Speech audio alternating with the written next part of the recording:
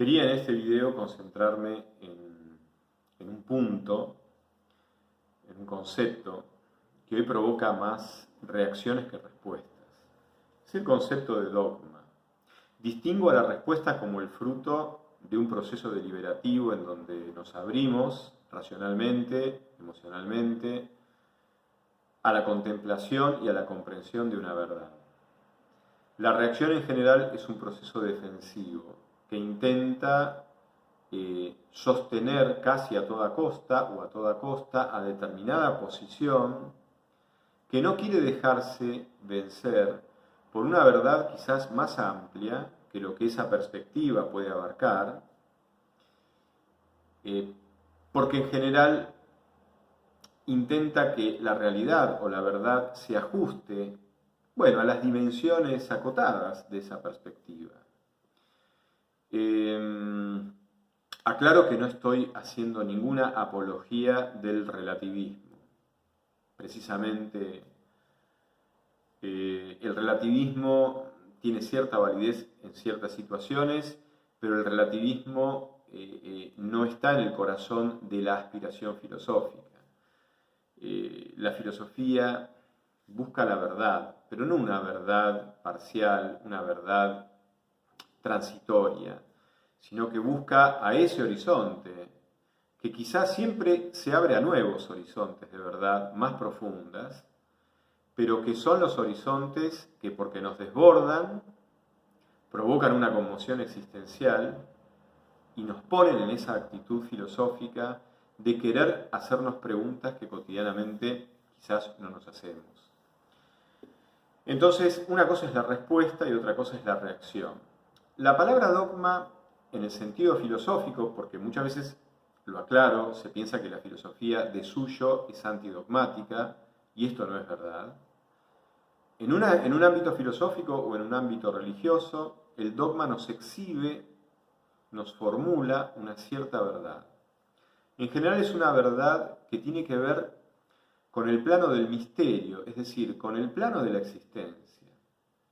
Y el plano de la existencia en general desborda a las razones con las cuales podríamos sustentar ciertas verdades. Hay que distinguir la verdad de la certeza. La certeza es la experiencia subjetiva por la cual mis razones son comprendidas de modo tal de que se exhiben como suficientes para sustentar cierta verdad.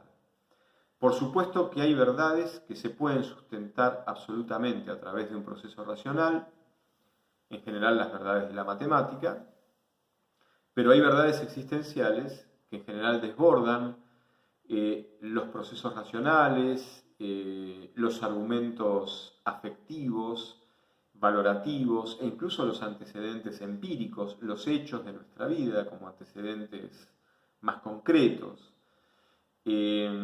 porque son verdades que nos introducen ante todo en el misterio. El misterio no es algo que se resiste a lo racional, es algo que necesita de lo racional para que lo racional haga su imprescindible tarea de mostrar la verosimilitud y la racionalidad intrínsecas al misterio como tal, y a partir de ese señalamiento, el misterio cobra otra luz, se hace más comunicable, o se hace comunicable, se hace compartible, va adquiriendo la coloración de un sentido que nos va a mover a seguir indagando, porque la profundidad ya no se empieza a ver como una oscuridad que paraliza nuestras facultades intelectuales, que nos capacitan para entender, sino que por el contrario, esa profundidad es un tesoro escondido que acicatea todas las facultades que tenemos para poder conectarnos con lo real,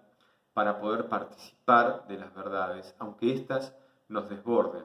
Porque cuando son verdades que nos desbordan, son verdades que directamente lo hacen porque nos incluyen totalmente en todo nuestro ser. Y no solamente están haciendo participar a cierta capacidad específica, cognitiva.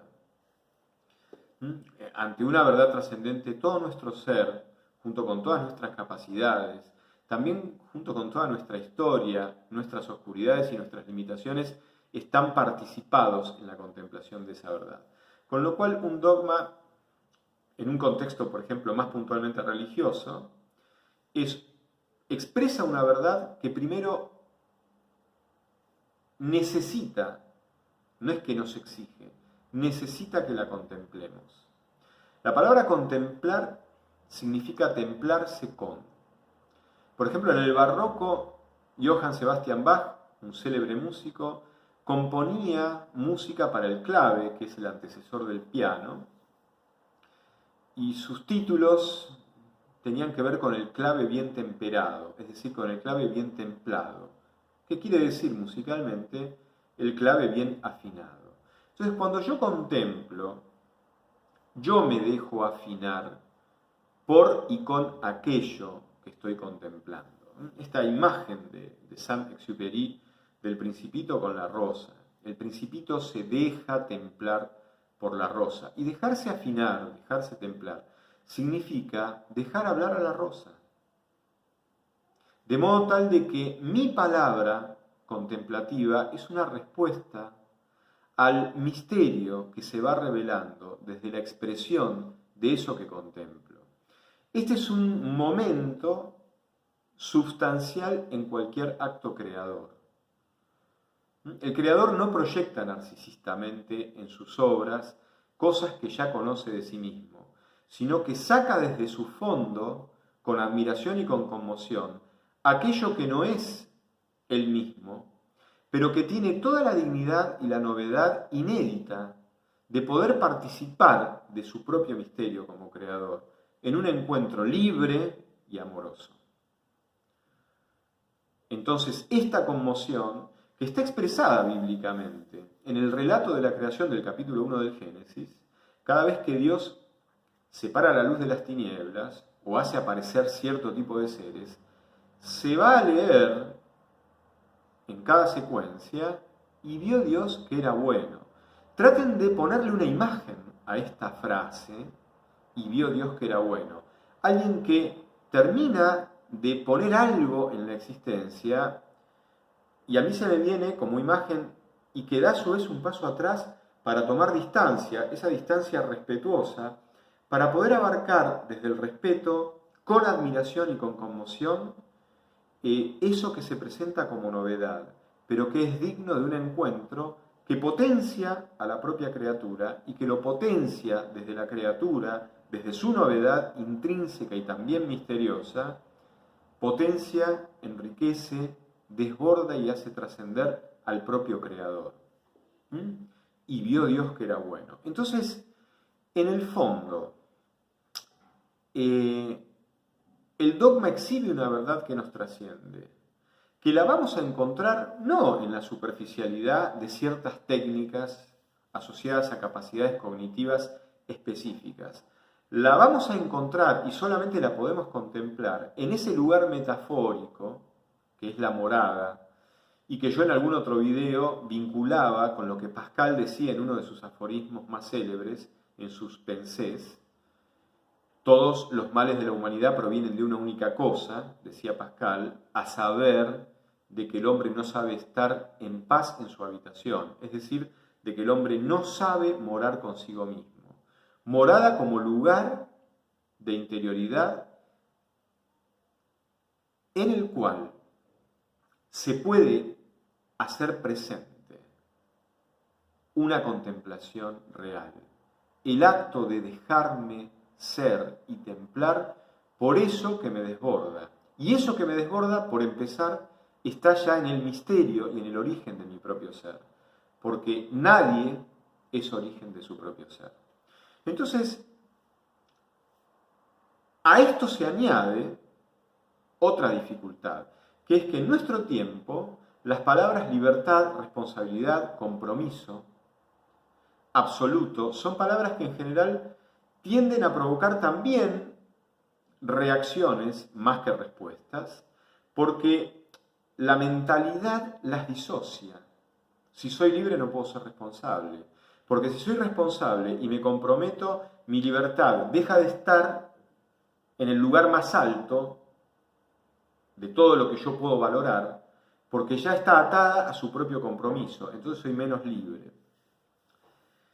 Entonces, nuestra mentalidad hace que el dogma, en el fondo, sea la formulación tiránica de algo que corrompe, violenta la dignidad de nuestra dimensión personal, humana, donde se asienta la libertad, la deliberación, la capacidad de elegir, de preferir ciertas cosas respecto de otras. El dogma parece una especie de piedra, de roca que violentamente deshonra, agrediendo nuestros derechos más libres. Bueno, precisamente esto es una equivocación. La libertad es la capacidad que tenemos para estar ante la vida, ante las cosas, ante nosotros mismos, ante los demás, ante el mundo de los valores, en donde se expresa en el fondo el bien, y también nuestra libertad es la que nos permite estar ante todo lo que se opone al bien, que es el mal. Ahora, estar ante el bien y ante el mal, estar ante eso que me desborda como verdad profunda y misteriosa, pero que sin embargo anida en mi máxima intimidad personal e irrepetible, porque mi vida es intransferible, como la vida de cualquier ser, como el ser de cualquier ser. En esa originariedad que yo toco, que compruebo que me desborda, que me trasciende, pero que sin embargo está ligada, está religada a mi propio misterio personal, a mi propia presencia en la vida y en el mundo, en ese lugar originario, yo compruebo que la libertad,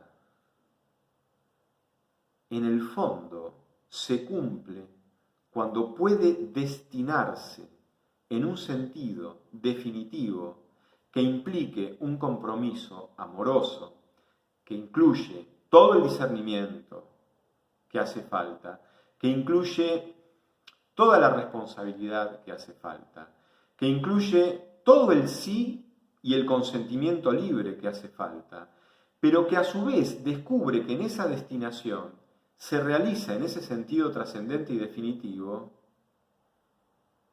cualquier motivo que implique preguntarme por qué estoy en la vida, por qué existo, por qué me fue concedido poder ser y poder ser quien soy.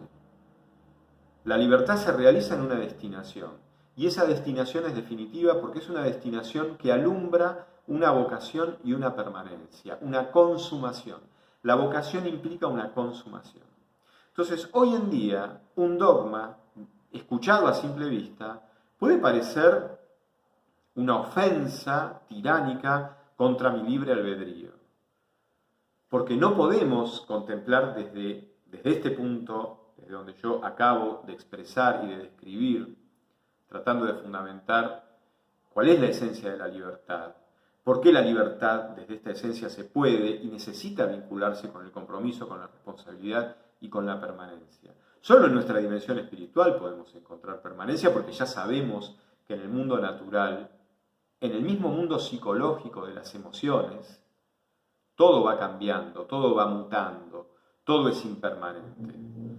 Escuchaba el otro día que un psicólogo, para mí de manera totalmente errónea y peligrosamente errónea, decía, bueno, las razones están para ser pensadas y las emociones están para ser vividas. Él pretendía hacer una decisión entre el aspecto racional y el aspecto emocional.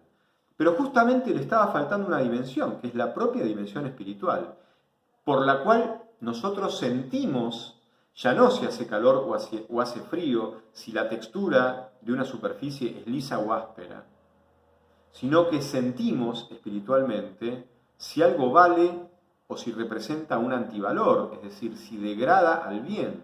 Y al bien lo terminamos de descubrir en su apogeo como amor, como ofrenda, que implica libertad, generosidad.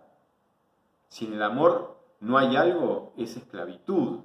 El amor es un discernimiento que gratuitamente se ofrece, que incluye razones y que las trasciende, porque en el fondo la razón por la cual el amor se ofrece es el amor mismo que se ofrece por amor a quien se ofrece. Y eso no tiene nada de irracional, porque la creación es un acto libre y por lo tanto es un acto amoroso. No, en general disociamos el amor con la libertad, la responsabilidad y la gracia. Por eso me parece que en esta Semana Santa es muy importante recobrar la palabra dogma como una palabra que nos invita a contemplar, no a obedecer. Y además nos invita a contemplar una verdad que trasciende cualquier formulación e interpretación literal o fija. Es una interpretación que se tiene que seguir abriendo a nuevas interpretaciones. Pero no porque no haya una verdad profunda que interpretar, que oriente la multitud de interpretaciones posibles, sino que es una verdad tan trascendente que va acumulando interpretaciones que se van probando en su corrección a medida que se profundiza o no el misterio de la vida, el misterio del amor y la dignidad de lo humano. Cuando el cumplimiento, la observancia de un dogma genera violencia, genera indignidad, genera inhumanidad, genera enfermedad, genera esclavitud, genera muerte, evidentemente no se está entendiendo el dogma y no se lo está recibiendo como el dogma necesita que se lo reciba. Bueno, muchas gracias amigos por compartir otro video más. Es un gusto para mí y que podamos aprovechar de este tiempo que viene abundantemente a nosotros y que en esta abundancia nos hace conscientes de que nosotros no tenemos una capacidad tan abundante para responder y recibirlo, teniendo en cuenta que cuando estamos más entrecruzados y agotados con nuestras actividades cotidianas, siempre declamamos que necesitamos más tiempo. Muchísimas gracias y hasta muy pronto.